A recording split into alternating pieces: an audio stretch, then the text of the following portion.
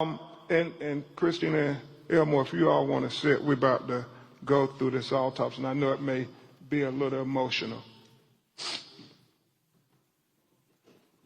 Thank you, You're welcome to stay up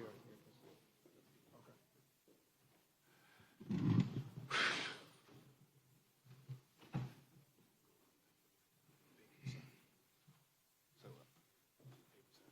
You got the pointer? Let's go through this. How does the pointer work? Okay, let me do that right now. How does this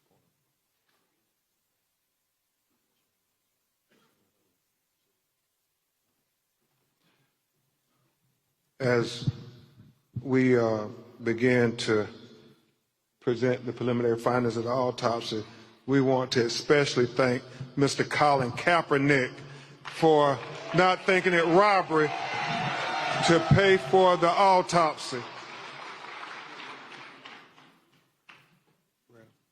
This is the first chart. Let's go with the first one. Put it right up.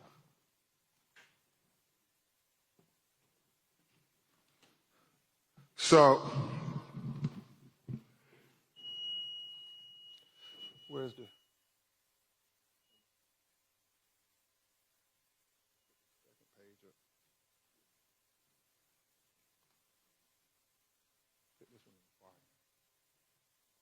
Second page, that's the real one.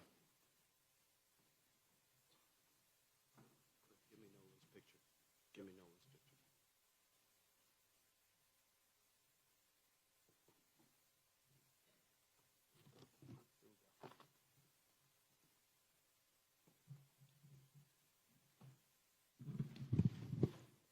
picture. An autopsy will be provided for the media at press@bencrump.com.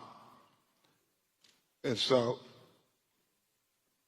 Mr. Jones, keep that. I don't need this one. I just need this one here. Pull this closer. So, pull this up here.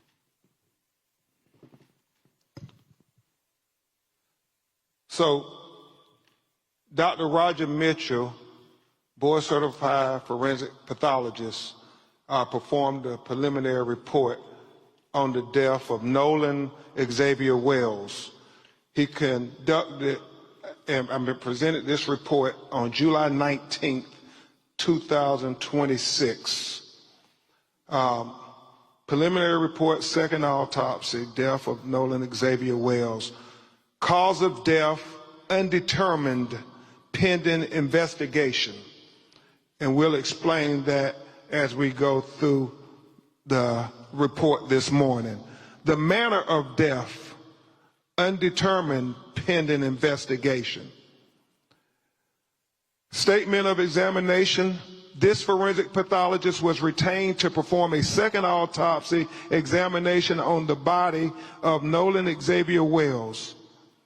Name of decedent, Nolan Xavier Wells.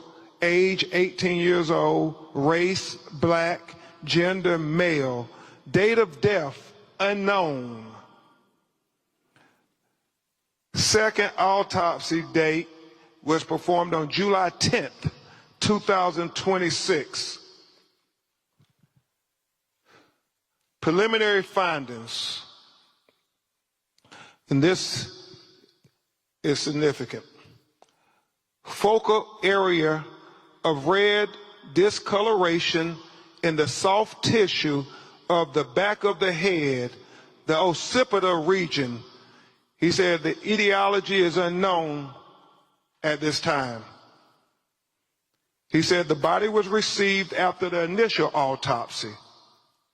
He said the body had marked decompensation. He said coronal incision of the scalp, brain removal, Y-shaped incision of the anterior torso, and he talked about the organs being removed, as is common, accompanied in the body cavity. And that when you have an autopsy, the organs are removed from the body and they are dissected and examined. and then they're put back in a bag within inside the body. So when they're buried, their remains will all be with them. But in this occasion, if there's going to be a second autopsy, then the organs are put in the body cavity so the second pathologist could be able to examine the organs as well. Very significant for Dr. Mitchell was that the anterior inner neck structures were absent, not received with the body. And we'll explain that in just a minute. And then it talks about the additional procedures performed during the second autopsy. And we'll go into the paragraphs on that there because he explains it better in his narrative. So where's the first page of the discussion? Not the diagram yet. You can keep the diagram over there.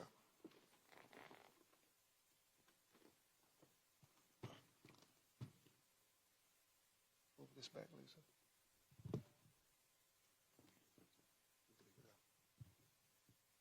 So he talks in the preliminary discussion opinion. This forensic pathologist identified several limitations during the second autopsy that create barriers to establishing a definitive cause and manner of death for Nolan Xavier Wells. And that's important. He talks about the fact that we didn't get to see the body when it was first recovered, like the medical examiner working for Mississippi would have seen it.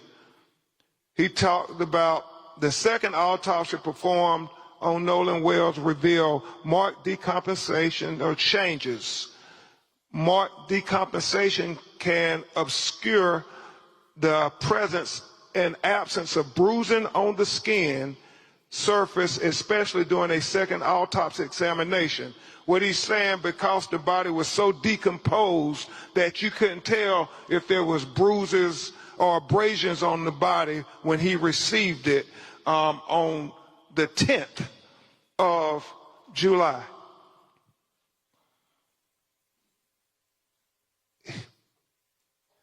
For these reasons, additional dissection procedures not performed during the first autopsy examination were performed to rule out potential blunt force injuries responsible for the death.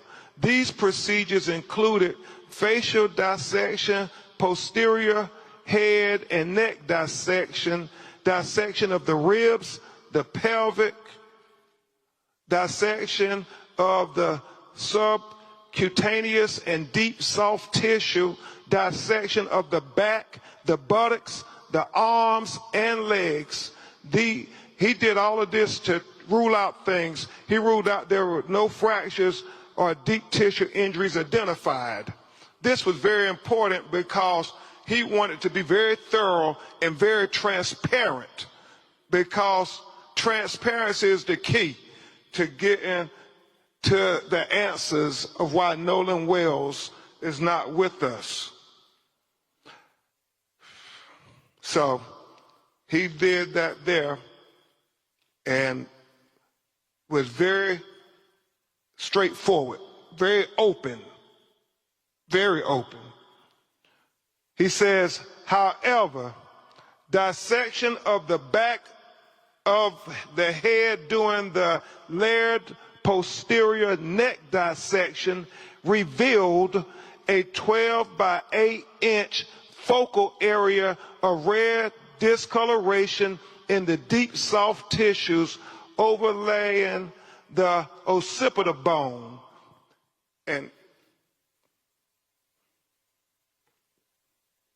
he talked about how he found red discoloration when he cut open into the back of his head towards the occipital bone, and he saw the red discoloration.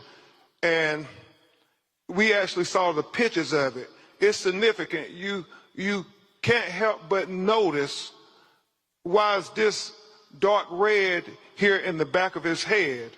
And so he was important to note that in his report. He said that etiology of this finding is unclear. There are no lacerations of the overlaying skin nor fractures of the underlying skull. These findings are inconclusive for perimortem injury due to both the extensive decomposition and the absence of associated injuries. This finding, however, is significant enough to be highlighted in this preliminary report for further investigation. It is important to reiterate that the finding could not have been observed in the first autopsy because the posterior head and neck dissection were not performed. He said another limitation, move this back here. Another limitation faced by this forensic pathologist was the absence of the anterior internal neck structures. The trachea and the laryngeal cartilage, the thyroid horn, and the hyoid bone were not received with the body. So he's saying that the throat was not received with the body when he got Nolan Wells' body in Washington, D.C. to perform the second autopsy. And so let's discuss that with what he said about that. He said, it is assumed that the initial pathologist retained these structures for additional evaluation. He said the retention of the anterior neck structures during an initial autopsy is a common forensic pathology practice. He was chief medical examiner for 7 years in Washington, D.C., and he said that if they had concern about throat or any fracture or compression of the throat, they too will hold them back. He doesn't know why they held the throat back, but he said the throat was not with the body of Nolan Wells when he received it in Washington, D.C. to perform the second autopsy. He said, nevertheless, a posterior neck dissection performed without review of the anterior neck structures is incomplete. Therefore, this pathologist cannot rule out injury to the neck as a contributor or a cause of death. He said he would need to have the medical examiner in Mississippi allow him to review the throat. That's why he said his autopsy is undetermined pending investigation. Remember, it's about transparency. Because the initial autopsy rightfully removed and dissected each organ, there are additional limitations inherent in the second autopsy of Nolan Wells. The most significant of the limitations was the inability to directly observe the airway and the lungs for water and directly observe the stomach for gastric contents.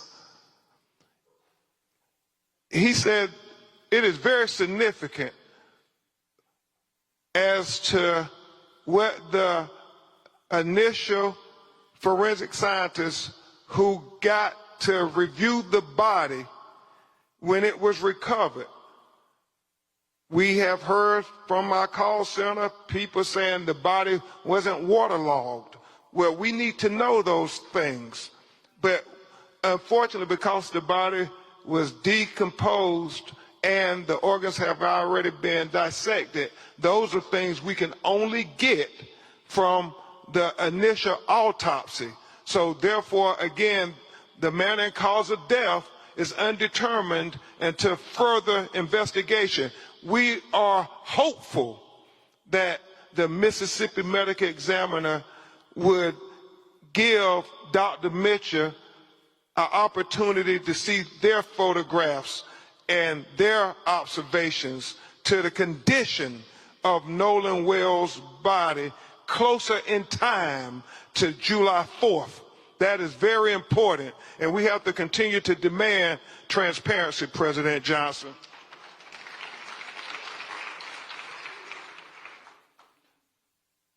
In addition, the original toxicology results have not been received at the time of this report, and we continue to wait for the toxicology to come back, because again, that will be part of the investigation into Nolan Wells' autopsy by Dr. Mitchell. It is significant to note that it's many things that go into toxicology that only Dr. Mitchell would be able to opine upon, and medical experts can opine upon. And he feels the proper place to do that is before a grand jury in a courtroom.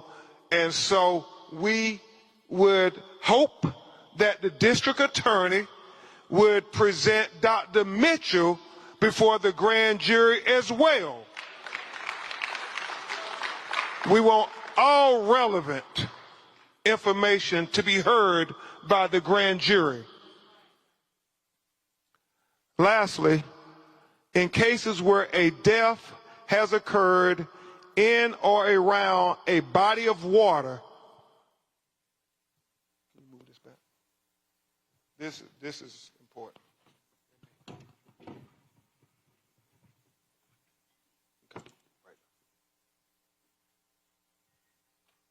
Lastly, in cases where a death has occurred in or around a body of water with suspicion of drowning, it is important to confirm how that person entered the water.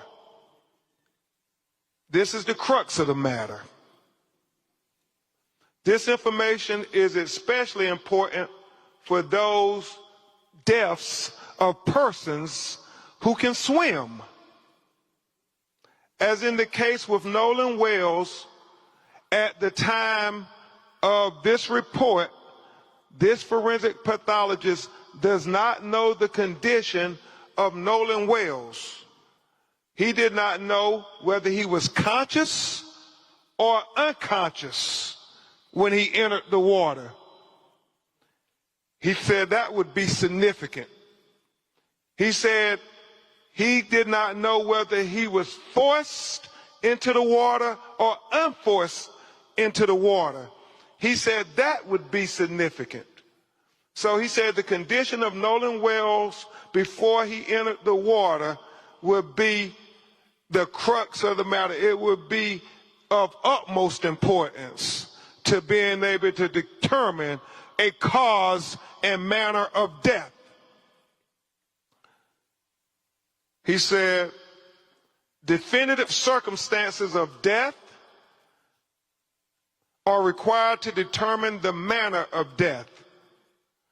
For these reasons, this pathologist cannot rule out, and let me really call your attention to this. For these reasons, this pathologist cannot rule out if any intervening non-accidental factors contributed to or caused the death of Nolan Wells. Understand, he's saying based on the examination of the body, he cannot rule out foul play. That is significant. With the following questions still outstanding, number one, what were the circumstances that led to Nolan Xavier Wells entering the water? Number 2, what was the body position when it was found? We know that a member of the United Cajun Navy said that he was face down and he was fully clothed. Number 3, was there water in the airway? Remember, he talked about the lungs and the airways, were they filled with water? Number 4, is there any evidence of injuries to the anterior neck structure? We got the autopsy without his neck. We got the body without his neck at the time of the second autopsy. Number 5, is there any evidence of any intracranial hemorrhaging? He said that is going to be very significant. Things that he could not observe at autopsy that the initial medical examiner would have been able to observe. Number 6, was the composition of what was the composition of the stomach contents? He talks about that being important because when was he found? How long had he been in the water? How long had it been since his last meal? All those things become relevant factors when you're trying to do a thorough and impartial autopsy. And number 7, what are the toxicology report findings? He said the best classification again for the cause and manner of death for Nolan Xavier Wells is undetermined pending investigation. This forensic pathologist reserves the right to review and incorporate additional forensic pathology information into his opinion as it becomes available.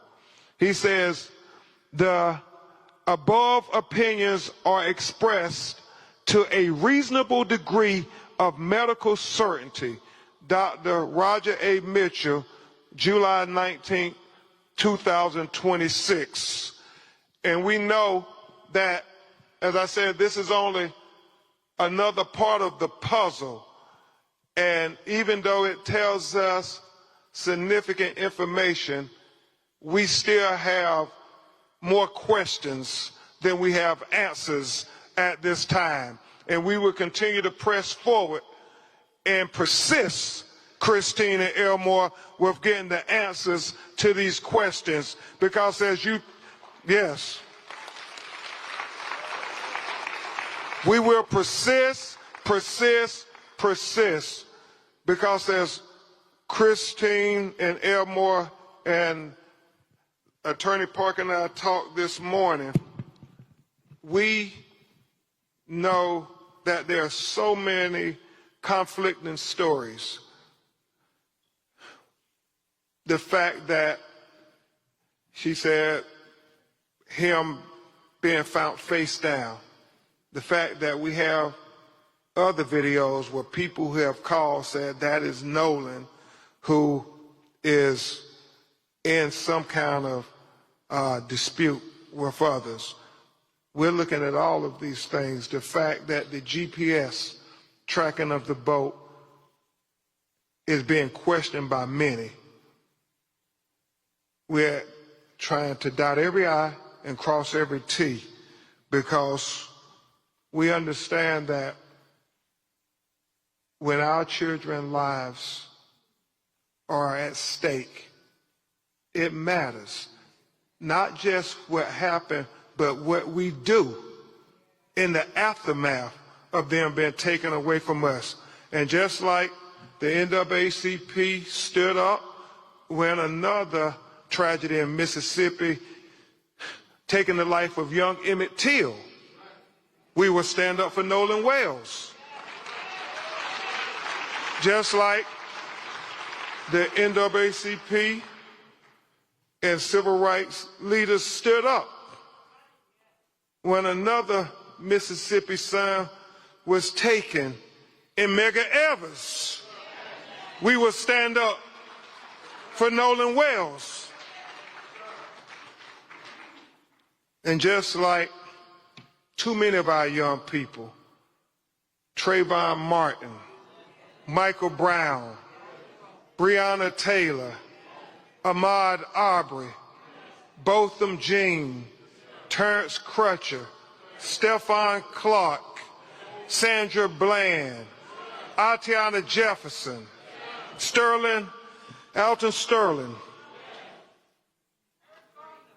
Eric Gardner, George Floyd, Tamir Rice, the young people who I was trying to focus on.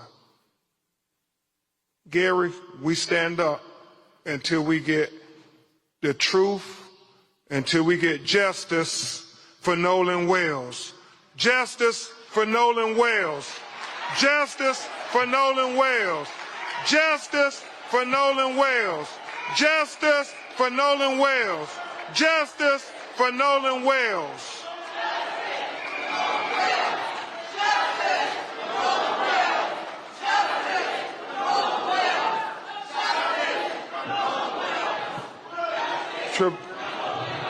We were asked if Christine and Elmore and President Johnson can come back and join us on the stage. And Trevon, we will have you coordinate questions and answers for us or President Johnson or Attorney Park and I.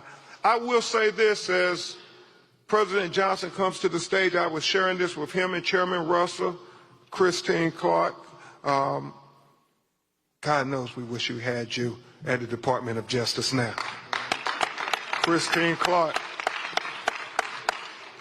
As I was sharing with President Johnson and Reverend Al and others, this is so important that we continue to talk about Nolan Wells and what happened to him, and that we get attention on him, because in getting attention on him, it brings attention, Cliff Jones, to other cases that are not getting their attention as of yet. But I'm so grateful to Christine and Elmore, because they said whatever we can do, not only to help our son, but to help these other young black boys who was killed the July 4th holiday. And I want to take a moment before we answer your questions to talk about two other young black men, both 18 years old, who were killed in extraordinary ways that are very similar to Nolan. President Johnson, 18-year-old Daniel Irvins went on a fishing trip, out on a fishing boat with two other young men. He was the only black.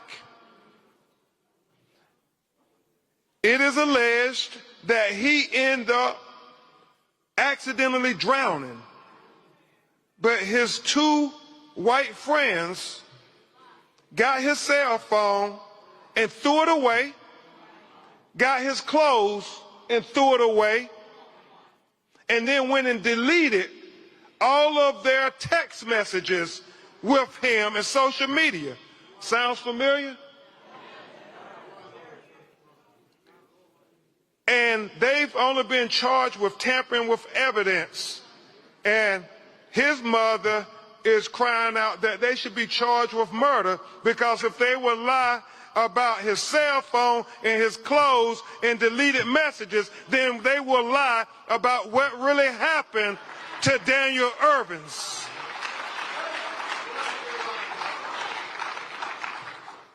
And then there's the matter, President Johnson, Christine Clark, of 18-year-old Tyler Smith. Tyler Smith, on 4th of July, was at a house party with about 10 other people. He was the only black person at the house. He somehow ends up shot in the head, dead. Some of the friends get rid of the gun. The police show up. They tell the police it was an accident. It was an accidental shooting, that they were playing Russian roulette. And Tyler Smith ended up getting killed. And apparently, Christine Clark, President Johnson, the police just took their word for it. His mother and grandmother are incensed.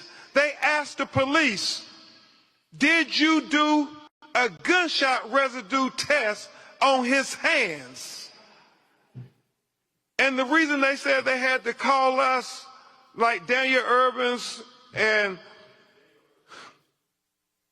Nolan Wells' family, because the police told them, President Johnson, that there was no need to do gunshot residue on his hands or any of the other people in the house, because I don't understand this logic, but they said if they were playing Russian roulette, then all of them will have gunshot residue on their hands, so we don't need to do gunshot residue tests.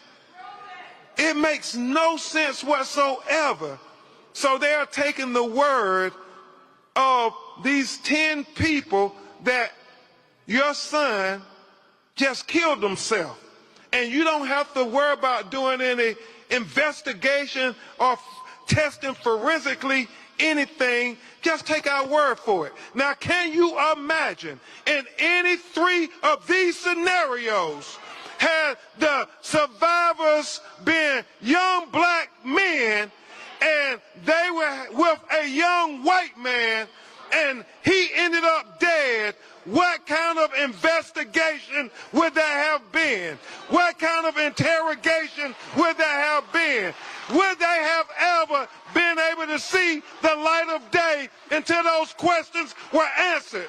Well, just like you would do a thorough investigation for your children, we want you to do a thorough investigation for our children.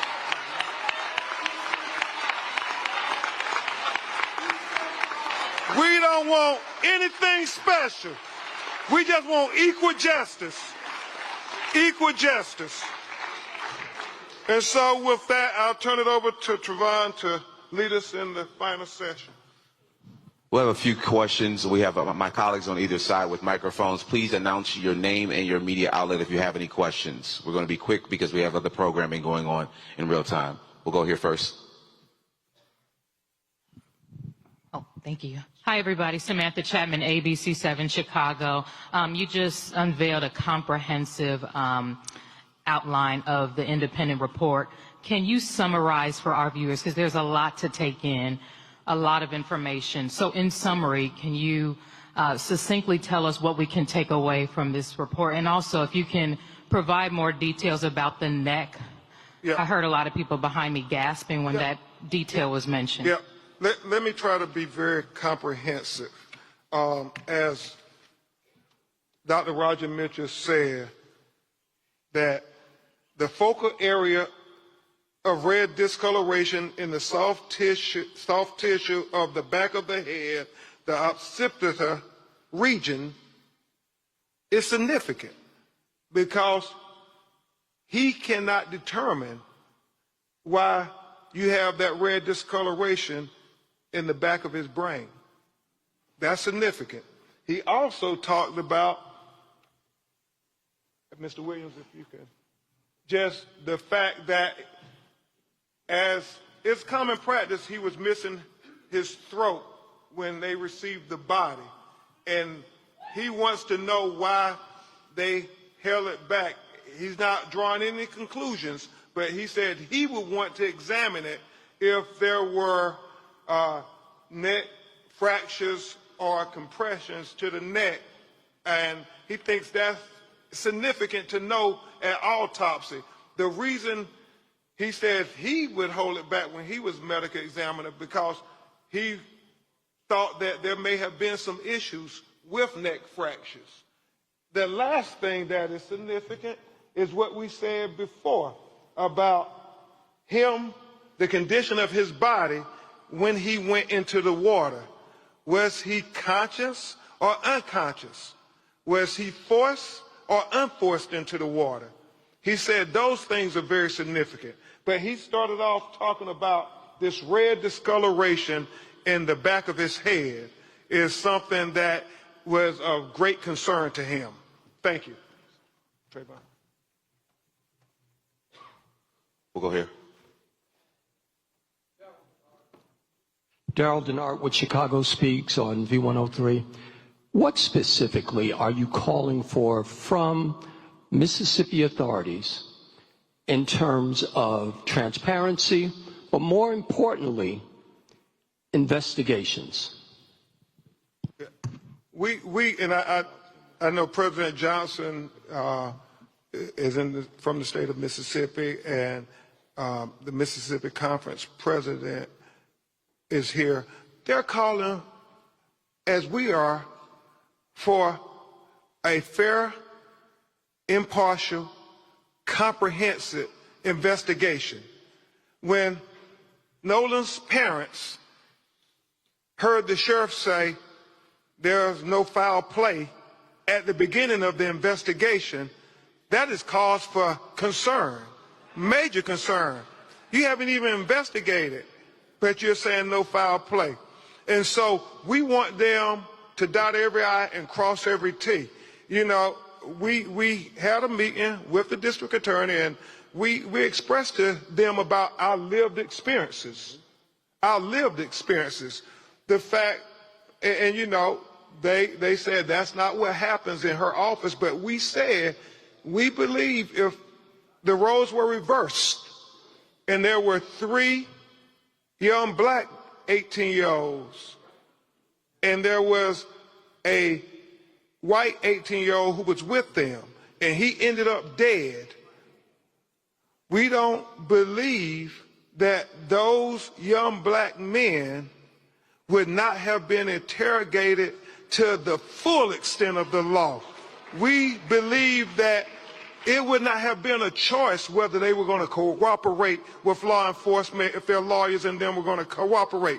No, they would have been held until they gave answers. They would have been held until they explained the cell phone in their possession. They would have been held until their cell phones have been examined. And so whatever you would do, had the roles been reversed, we want you to do the same thing for Nolan Wales.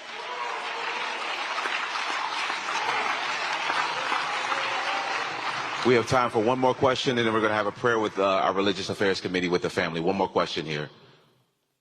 My sister. I'm Tiffany Walden with the Tribe in Chicago. I know that we're talking about a transparent investigation, but for families and people who are watching, can you kind of give a breakdown or a timeline to the best of your ability of the contact that you've had with Mississippi authorities or Ocean Springs authorities or the Cajun Navy? Have you all talked to them? Do they call you after the initial autopsy? Is it just radio silence from them? Do you have to call them? Can you kind of walk us through that process? So the last time we actually spoke with local authorities, which would be the Sheriff's Department, was I think a day or two after his body was found. That was only initiated by me. I sent him a text message. I was like, hey, this is Christine, Nolan's mom. I just want to see if there are any updates. Basically, he called back. There were no updates. He's like, we're still interviewing. And again, my concern, and also my husband's concern, was it was not even an hour that his body had been removed. And the sheriff came out and said, this is, accidental drowning. We don't think there's foul play. Again, that is why we're doing what we're doing and why we're moving the way we are. Because I sat there and asked them, please take this case as if this is your child, yes, your family member, your whatever. And they promised that they would, but when you make statements like that straight out the gate, that's an issue. We did meet with the DA. She did promise, transparency and all of this, all of that. However, damage has already been done, because now that's the narrative that's being pushed by the general public, who, again, know nothing really, only what they're hearing from other people. So in addition to that, it's all these things coming up. And at the end of the day, like I said before, any parent that would be in this situation, you would do anything to find out what happened to your child. And that is what we're here to do. It is very important to note that this narrative, this suggestion that it was an accidental drowning, nothing to see here, is troubling, even if that's the case. There were 300 to 400 people out on Horns Island. You mean to tell me nobody saw anything? Nobody can tell us anything about what happened to one of the few black people that were out there on that island that day? It just doesn't add up. The fact that they're saying Nolan said that he would stay behind, but yet an 18-year-old kid would not want his cell phone if he was going to stay behind. The fact that, you have the young lady saying that he said he was going to get back on the boat with the boys, and then the boys saying no, he said he was going to stay behind and talk to her. If that was the case, don't you believe Nolan would have said, give me my cell phone, I'm going to stay behind. Give me my car keys, I'm going to stay behind. It's not adding up.